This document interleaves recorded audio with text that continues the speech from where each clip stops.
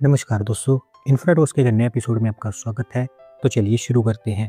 पहली खबर की शुरुआत करते हैं गुजरात से, जहां पर दोस्तों एक mega ship repair complex setup किया जाएगा सरकार के द्वारा। और फिलहाल इस प्रपोजल को यूनियन कैबिनेट के द्वारा अप्रूवल दे दी गई है।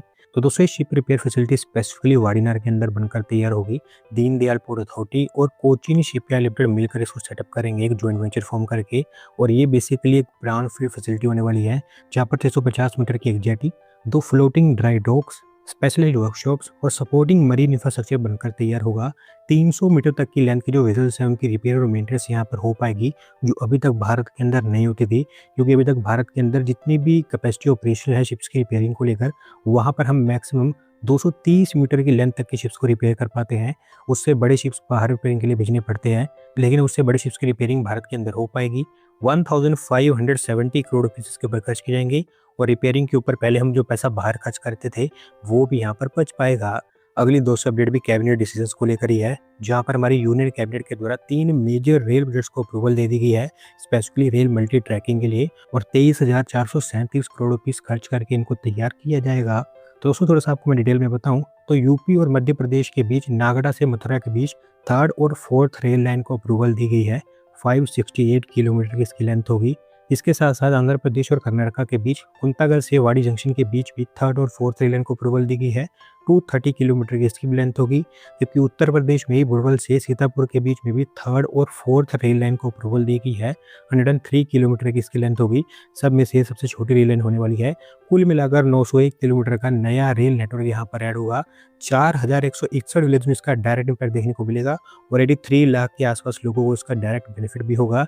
Annually 60 million tonne per annum की और freight transportation in rail lines के थ्रू हो पाएगी।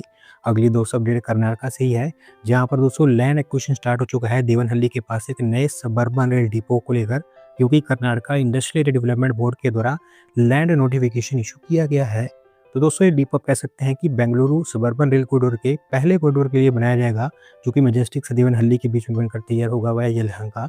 और इस कॉरिडोर में जितने भी डिपो बनाए जाएंगे उनमें से मेन डिपो देवनहल्ली के पास अकुपेट में बनकर तैयार होगा, जहां पर अभी फिलहाल लैंड एक्विजिशन स्टार्ट हुआ है। कुल मिलाकर 5 अलग अलग विलेजेस में 31,000 square metre of land acquire की जाएगी। और जितने भी लैंड पार्सल्स यहाँ पर एक्वायर किए जाने हैं और जो भी प्रॉपर्टीज यहाँ पर डिमोलिश करनी है उनकी मैपिंग भी हो चुकी है, साथ ही साथ उनका आइडेंटिफिकेशन भी कर लिया गया है। जल्दी डिपो के लिए लैंड क्लियर कर दी जाएगी। अगली दोस्तों अपडेट मध्य प्रदेश से है, जहाँ पर दोस्तों मध्य प्रदेश की कैपिटल सिटी भोपाल के पास एक इलेक्ट्रॉनिक मैन्युफैक्चरिंग क्लस्टर तैयार किया जाएगा सरकार के द्वारा। और अभी फिलहाल मध्य प्रदेश सरकार के द्वारा इसके अंतर्गत एक सेमीकंडक्टर मैन्युफैक्चरिंग हब को भी अप्रूवल दी गई है। तो दोस्तों ये क्लस्टर हालांकि एक इलेक्ट्रॉनिक मैन्युफैक्चरिंग क्लस्टर होगा, लेकिन अब सरकार ने डिसाइड किया है कि सेमीकंडक्टर के ऊपर भी यहाँ पर अच्छा खासा फोकस होने वाला है। सेमीकंडक्टर्स और सेमीकंडक्टर कंपोनेंट्स की यहाँ पर मैन्युफैक्चरिंग हो पाएगी। बंदीखेड़ी विलेज में बनकर तैयार होगा, जहाँ पर 200 एकड़ ऑफ लैंड इसके लिए एलोकेट की जा चुकी है। Common facility centres, design houses, tool houses, इस तरह की फैसिलिटीज यहाँ पर भी तैयार की जा रही हैं। इसके अलावा मैन्युफैक्चरिंग, टेस्टिंग, असेंबली, R&D, इसके लिए भी जितनी भी रिक्वायर्ड फैसिलिटीज है वो भी मध्य प्रदेश सरकार के द्वारा तैयार की जाएंगी।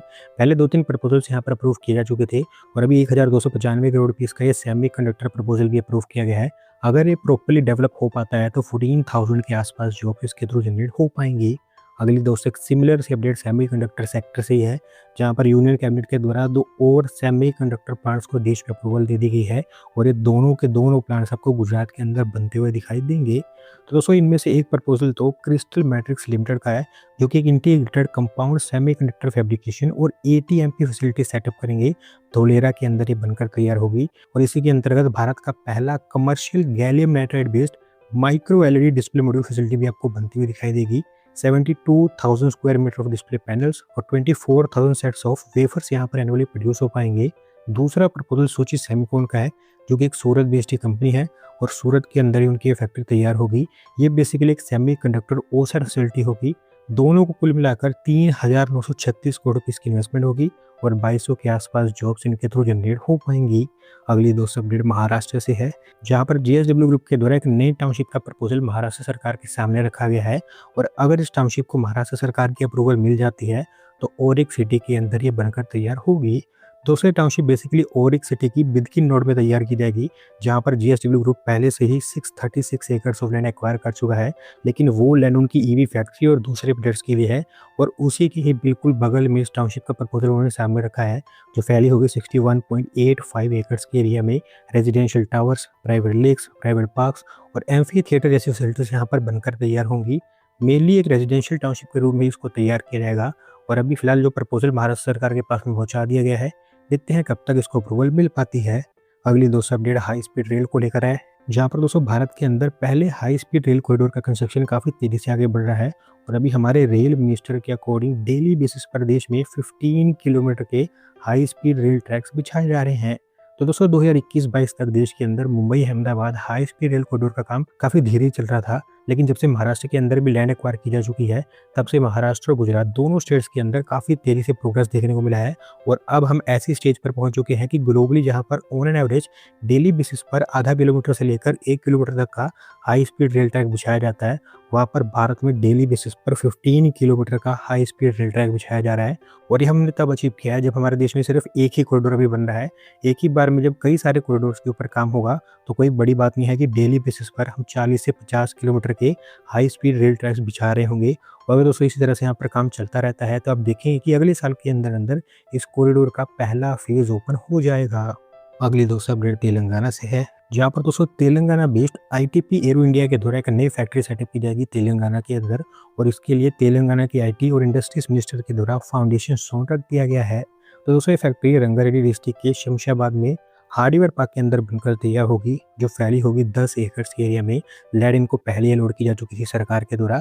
एयरक्राफ्ट इंजन में इस्तेमाल होने वाले कंपोनेंट्स जैसे कि एंड फिटिंग्स और ब्रैकेट्स यहाँ पर प्रोड्यूस किए जाएंगे।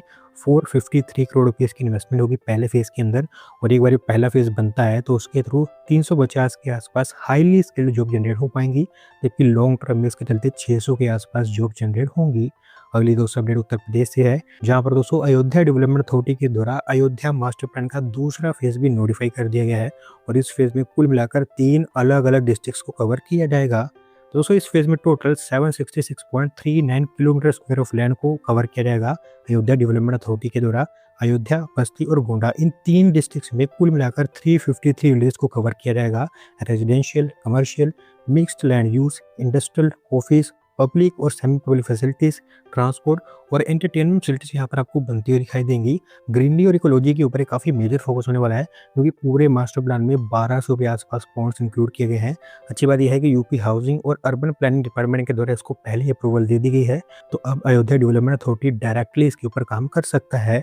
आज के दोस्तों आखिरी अपडेट आंध्र प्रदेश से है, जहाँ पर दोस्तों देश की पहली 5th जनरेशन एयरक्राफ्ट फैक्ट्री को सेटअप किया जाएगा, क्योंकि आंध्र प्रदेश कैबिनेट के द्वारा डीआरडीओ को 600 एकड़ ऑफ लैंड एलोकेट कर दी गई है। तो दोस्तों पिछले 1-1.5 सालों के अंदर अंदर आंध्र प्रदेश ने कई सारे बिग टिकट प्रोजेक्ट्स को अट्रैक्ट किया है। पहले बीपीसीएल रिफाइनरी, उसके बाद एएमएनएस का स्टील प्लांट और अभी रिसेंटली ही गूगल का डेटा सेंटर। और उसके साथ साथ डीआरडीओ की 5th जनरेशन एयरक्राफ्ट फैक्ट्री आप लेटेस्ट एडिशन मान सकते हैं, जहां पर ऑफिशियल्स का मानना है कि 1 लाख करोड़ रुपए तक की इन्वेस्टमेंट इस पूरे प्रोग्राम के ऊपर होगी। सिर्फ सत्य डिस्ट्रिक्ट के पुटपर्ती विलेज के अंदर इनको लैंड एलोकेट की गई है, जहां पर 140 के आसपास एयरक्राफ्ट इनके द्वारा मैन्युफैक्चर किए जाएंगे। 600 एकड़ ऑफ लैंड अभी फिलहाल पहले फेज के लिए है, और अगर आगे चलकर डीआरडीओ को और लैंड की जरूरत पड़ती है तो 400 एकड़ ऑफ एडिशनल लैंड पहले से यहाँ पर इयरमार्क कर ली गई है फ्यूचर एक्सपांशन के लिए। ओवरऑल एक बार ये बनती है तो आपको अच्छी खासी जॉब्स इसके थ्रू जनरेट होती हुई दिखाई देंगी। तो दोस्तों आज की वीडियो में बस इतना ही। अगर आप अपनी तरफ से अपडेट सबमिट करना चाहते हैं तो डिस्क्रिप्शन में दिए गए लिंक पर क्लिक करके सबमिट कर सकते हैं। और अगर आज की वीडियो पसंद आई हो तो वीडियो को लाइक करें, चैनल को सब्सक्राइब करें। धन्यवाद वीडियो को देखने के लिए।